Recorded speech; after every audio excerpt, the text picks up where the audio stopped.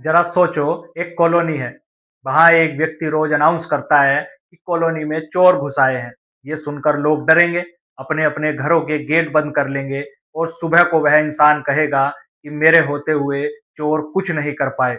आप लोग दरवाजे खोल लो, मजे से अपने काम धंधे पर लग जाओ।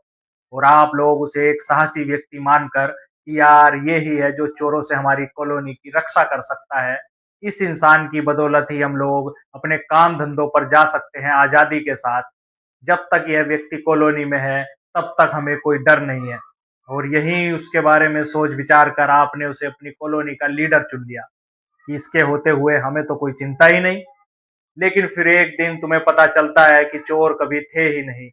जिन चोरों से तुम डर रहे थे, इस तरह के चोर थे ही नहीं कॉलोनी में कभी। और अफसोस, जब तक तुम ये खेल समझ पाओगे, तब तक तो वोट पड़ चुके होंगे। और चोर चोर चिल्लाकर तुम्हें डराने वाला वह व्यक्ति जिसे तुमने अपना लीडर मान लिया था, अब तक तो वह सत्ता में आ चुका होगा और सत्ताधीश बन चुका होगा। इंसान दो चीजों से सबसे ज्यादा कंट्रोल होता है, एक तो पैसा और दूसरा डर। पैसा कमाने के लिए डर को यूज किया जाए तो उसे कहते हैं बिजनेस माइंड।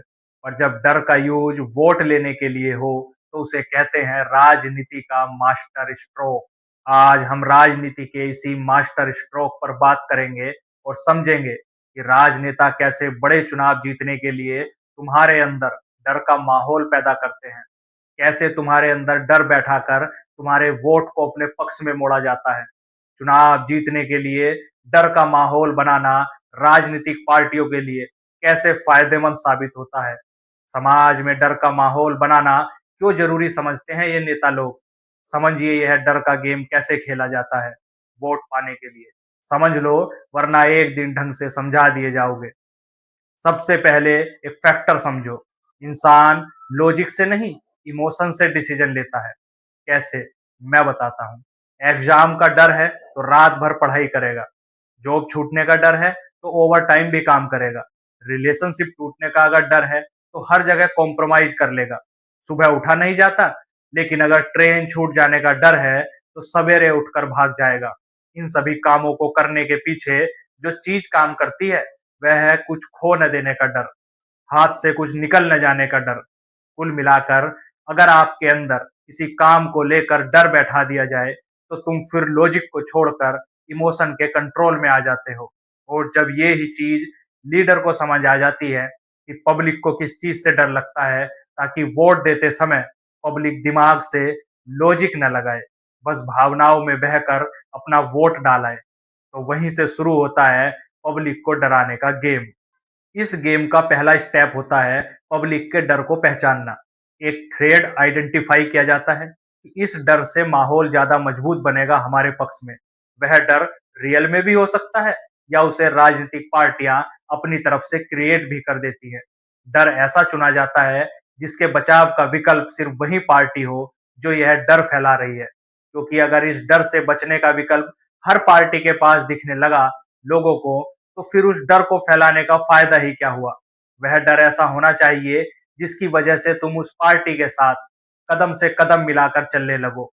तो डर का माहौल बनाने से पहले यह निश्चित किया जाता है कि इस डर से बचाव का विकल्प सिर्फ एक ही पार्टी है, बाकी नहीं बचा सकती आपको।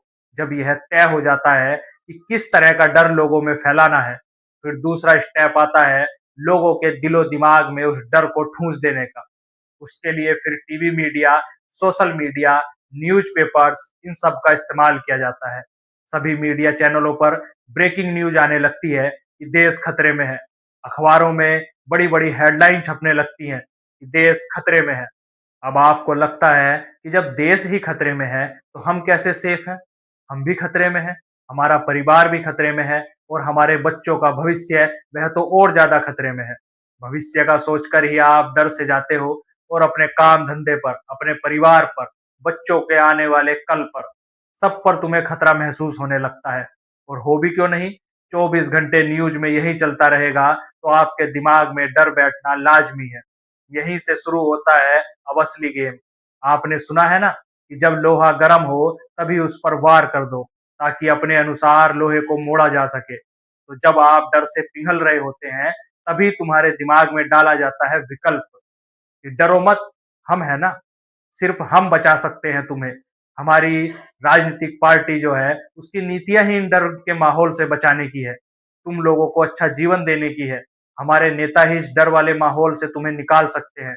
सिर्फ हमारी ही पार्टी है एकमात्र विकल्प तुम लोगों के पास इस डर से हमेशा छुटकारा पाने का। अगर हम सत्ता में आ गए तो ठीक, नहीं तो इस तरह अंधेरे में जीवन जीना पड़ेगा तुम्हें और तुम्हारे बच्चों को भी। प्रॉब्लम से ज्यादा पावरफुल होता है उसका डर। बस ये ही काम बना देता है नेताओं का। डर को और डरावना बनाने के लिए उसको ज्यादा से ज्यादा प्रसार करने की जरूरत है। उसके लिए मीडिया है ना, पैनल डिबेट्स बैठा दी जाएंगी, सोशल मीडिया में ट्रेंड होने लगेगा, मैसेज फॉरवर्ड होने का सिलसिला शुरू हो जाएगा, व्हाट्सएप यूनिवर्सिटी एक्टिव हो जाएंगी और अब 10 जगह से आपको एक ही चीज सुनने को मिलेगी तो आप उस झूठ को भी सच मान बैठोगे। इसे अपील टू मेजोरिटी कहते हैं कि सब लोग यही बोल रहे हैं तो यही सच होगा।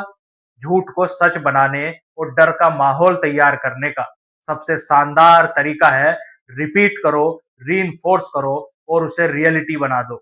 जैसे कोई झूठ फैलाकर डर का माहौल तैयार करना है तो उस झूठी बात को बार बार रिपीट करते रहो, बार बार बोलकर लोगों को सुनाते रहो और फोर्स करते रहो सामने वाले को इसे स्वीकार करने के लिए।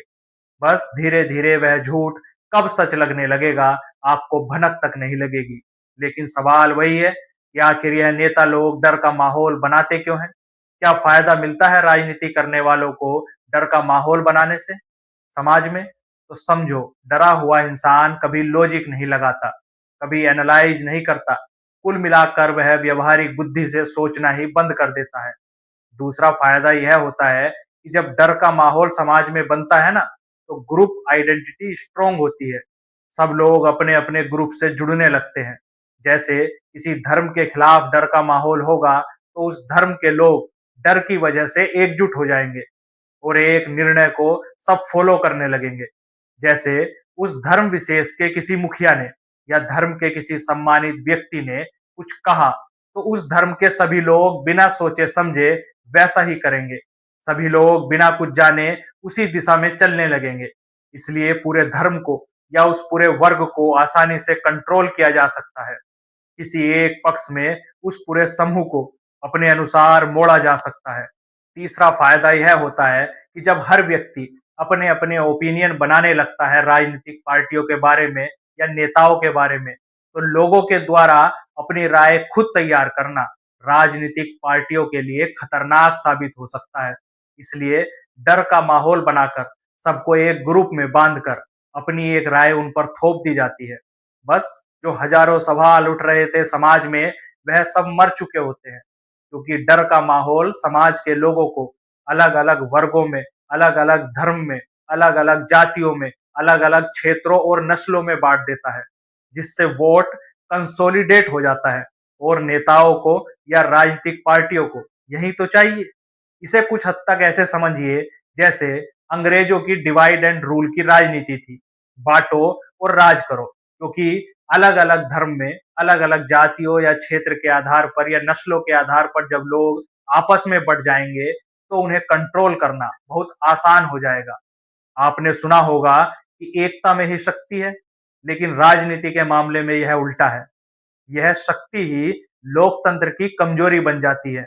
जैसे किसी एक धर्म के लोगों ने एक होकर यह फैसला लिया कि हम इस राजनीतिक पार्टी के साथ हैं, तो अब उस पूरे समूह में जितने भी लोग हैं उनका पर्सनल अधिकार कुछ नहीं रहा सोचने विचारने का।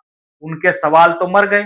अब उनका सवाल सिर्फ एक ही है जो पूरे जन समूह ने तय किया है, चाहे वह सही हो या गलत, उससे अब कोई फर्क नहीं पड़ता। क्योंकि तुम तो डरे हुए हो अपने आसपास के माहौल को देखकर, अपने बच्चों के भविष्य को लेकर, तो अब तुम्हारा दिमाग कुछ भी नया कैसे सोचेगा? तुम वही सही मान लोगे जो तुम्हारे पूरे जन समूह ने मान लिया है। इसलिए नेताओं के लिए समाज की यूनिटी से ज्यादा ताकतवर होता है समाज का ध्रुवीकरण, समाज का बंटवारा, चाहे वह धर्म या जाति के नाम पर हो, चाहे वह क्षेत्र या नस्ल के आधार पर हो। चुनाव आते ही समाज में डर का माहौल पैदा करने से आप चले जाते हो सर्वाइवल मोड में कि हमें क्या, हमें इन चक्करों में नहीं पड़ना भैया। हम तो अपने करने खाने में व्यस्त हैं और असली मुद्दे किसी अंधेरे कोने में जाकर हमेशा के लिए दुबक जाते हैं। अब सवाल यह है कि इस झूठे डर से कैसे बचा जाए।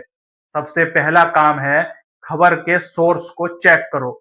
जो भी खबर आपको विचलित कर रही हो, सबसे पहले उसका सोर्स जानो कि कहां से आई है ये खबर, कौन अथॉरिटी है इस खबर को देने वाली।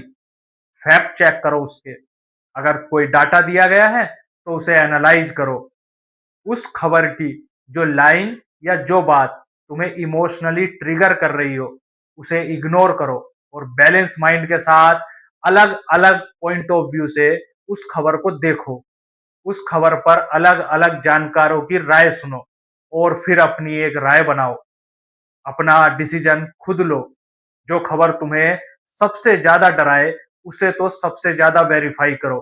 कैंची लेकर कूद पड़ो उस खबर पर, चीर फाड़ करके उस खबर का ऑपरेशन कर डालो।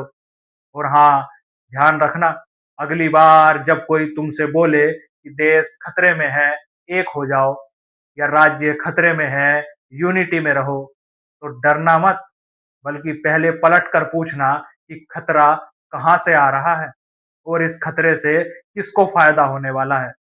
समझे या समझाऊं? जय हिंद, जय हिंदी।